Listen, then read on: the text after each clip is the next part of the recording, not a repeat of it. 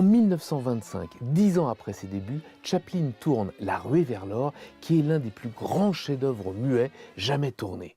Dans ce film, il est un chercheur d'or qui se retrouve dans le dénuement le plus total dans une cahute au bord d'une montagne, dans la neige, à chercher de l'or qu'évidemment il ne trouvera pas, et à rêver que des jeunes femmes lui rendent visite et qu'il va les séduire. Oui, mais les séduire comment, puisqu'il n'a rien.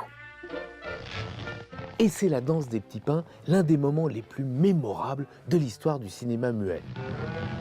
Et pourtant, c'est très simple. 2 fourchettes, 2 petits pains, une idée, le reste, c'est de la poésie.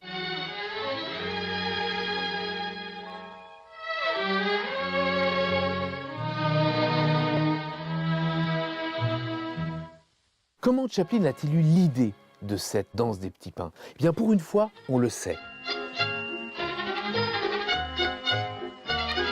Il se trouve que tous les midis, Chaplin allait déjeuner chez Musso & Frank sur Hollywood Boulevard. Et là, il y avait plein de vedettes qui se retrouvaient. À l'époque, les vedettes, c'était pas grand-chose. Et qui déjeunaient ensemble. Et un jour, Fatty Arbuckle prend 2 petits pains, 2 fourchettes et fait ça.